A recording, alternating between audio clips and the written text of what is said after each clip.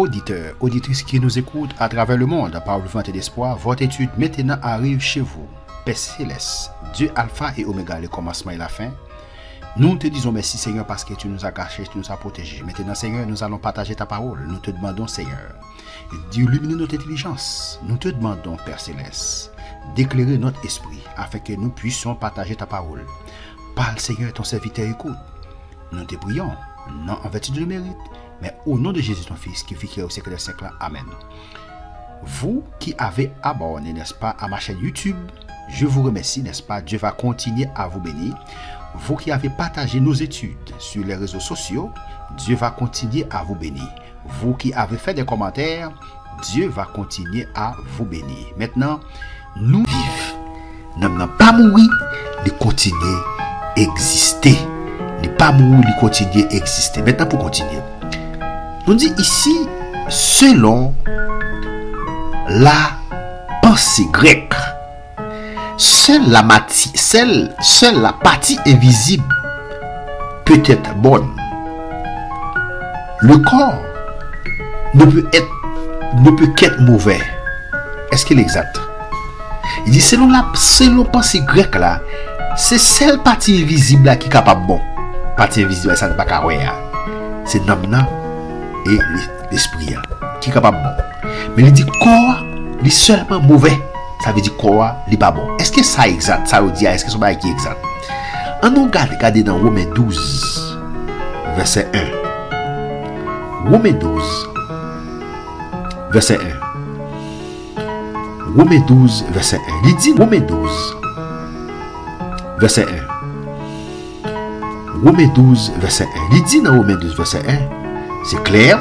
Il dit, je vous exhorte d'autres frères, par la compassion de Dieu, à offrir vos corps comme un sacrifice vivant.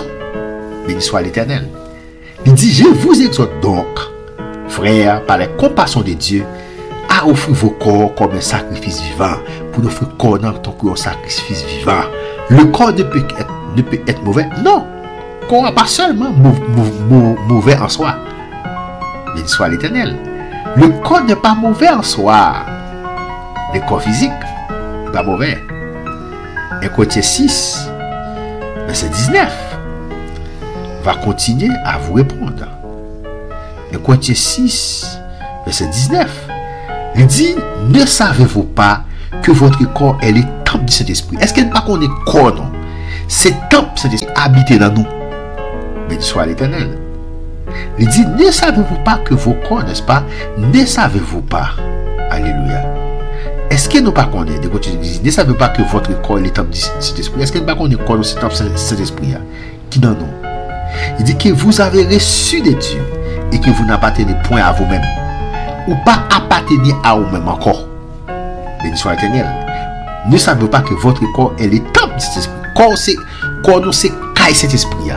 Cet esprit bon Dieu il habite dans nos corps, nous c'est caille cet esprit là. Donc nous dit ici la question, est-ce que le corps est seulement mauvais? Non, le corps n'est pas seulement mauvais.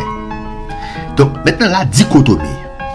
On a ça crée les dichotomies. La dichotomie. Selon l'interprétation dichotomiste, l'âme et l'esprit sont une seule et même chose. Selon l'interprétation dichotomiste là, l'âme et l'esprit sont seuls.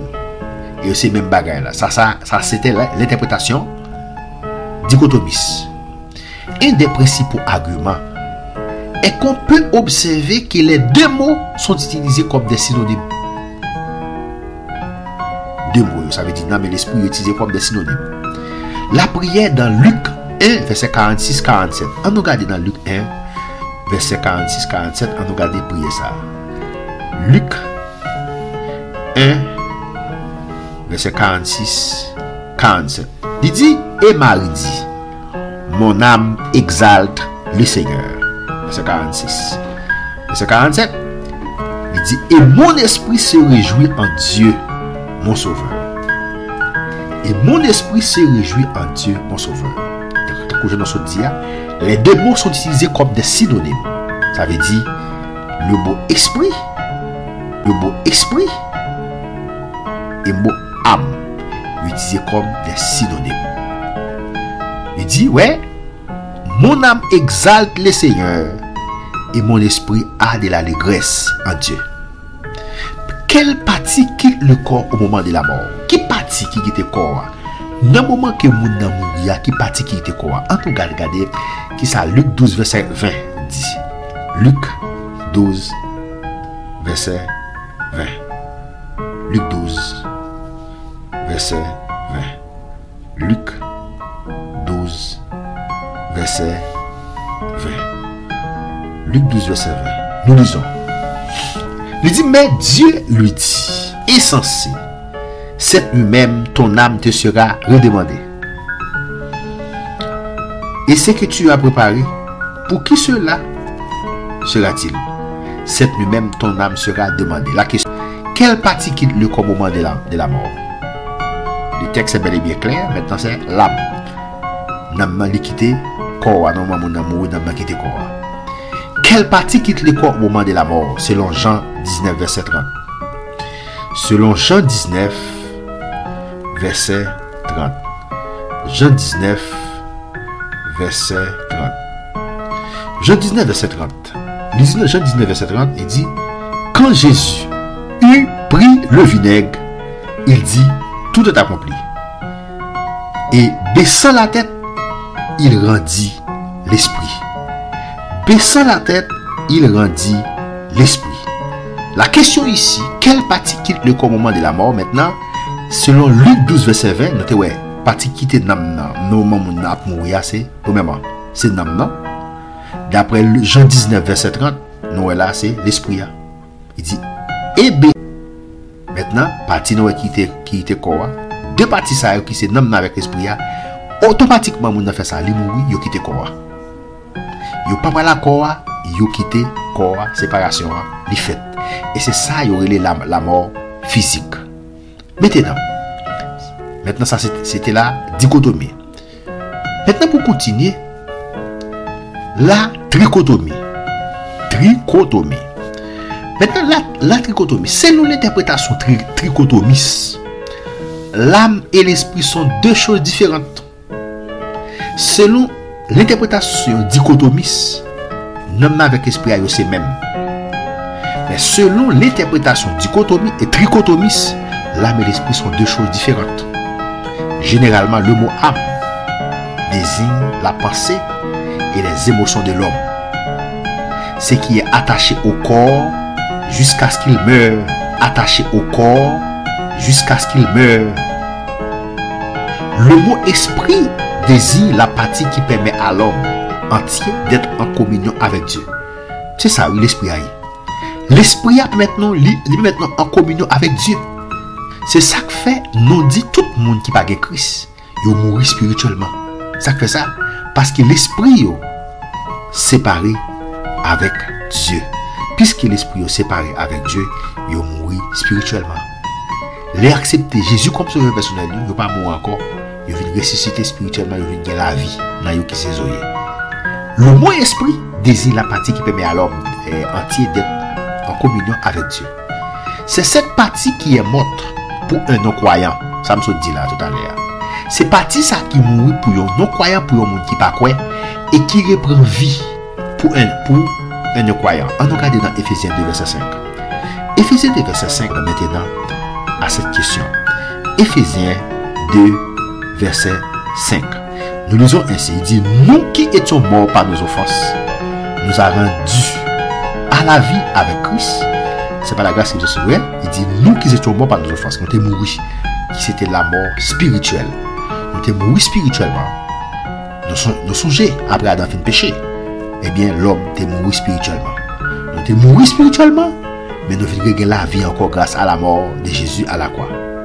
Donc, combien de parties l'homme semble-t-il avoir selon 1 Thessaloniciens 5, verset 23? Selon 1 Thessaloniciens 5, verset 23, il va dire exactement combien de parties l'homme gagne. Vous voyez comme ça? Vous voyez qui ça la Bible dit? Est-ce que c'est dichotomie nous prend appui ou bien trichotomie? En tout cas, ça la Bible dit selon 1 Thessaloniciens 5, verset 23. 1 Thessaloniciens 5, verset 23 est bel et bien clair. 1 Thessaloniciens 5, verset 23 est bel et bien clair, a dit que le Dieu de paix vous sanctifie lui-même tout entier. et que tout être, l'esprit, l'âme et le corps, nous trois là, l'esprit, l'âme et le corps soient conservés irrépréhensibles lors de l'avènement de notre Seigneur Jésus-Christ. Le clair là, il répète tous les trois là. Il dit l'esprit, l'âme et le corps. Nous appuyons, n'est-ce pas, la trichotomie de l'homme. Combien de parties l'homme semble-t-il avoir selon Ephésiens 5, verset 23? 3 parties. Combien de parties l'homme semble-t-il avoir selon Hébreux 4, verset 12? Selon Hébreux 4, verset 12. On va regarder. Selon Hébreux 4, verset 12. Combien de parties l'homme semble-t-il gagner? Il dit car la parole de Dieu est vivante et efficace, plus tranchante qu'une épée quelconque, à deux tranchants, pénétrante âme et esprit, jointure et moelle, elle juge les sentiments et les pensées du cœur. Il dit jusqu'à pénétrer, n'est-ce pas, pénétrante jusqu'à partager âme et esprit. Les montrer dès là, jusqu'à partager âme et esprit. Maintenant, voilà, les différents esprits sont différents avec l'âme, il n'est pas même. On dit que tu aimeras le Seigneur ton Dieu de tout ton cœur, de toute ton âme, de toute ta pensée, de toute ta force. Et après Marc 12, verset 30, tu aimeras le Seigneur ton Dieu de tout ton cœur, de toute ton âme et de toute ta pensée, de toute ta force. Aujourd'hui, nous avons étudié ensemble la constitution de l'homme. Donc, nous se trouvons, l'homme, c'est un être trichotomique. D'après la Bible, il y a un corps, il y a une âme et il y a un esprit. Nous se trouvons, trois parties ça, l'homme fait ça, il va mourir. Ça, c'est d'abord physique. Maintenant, les clés d'après 1 Thessaloniciens 5, verset 23, lui montrer combien de parties qui semblaient l'homme semblait qu'il gagnait. C'est trois parties d'après 1 Thessaloniciens 5, verset 23. C'est l'esprit, l'âme et le corps. Que Dieu vous bénisse, que Dieu vous garde. Partagez mes études sur les réseaux sociaux. Faites des commentaires. Aimez notre page ou notre chaîne YouTube. C'était votre serviteur, Geoffrey Snell Pétion. Merci. À la prochaine pour une prochaine vidéo.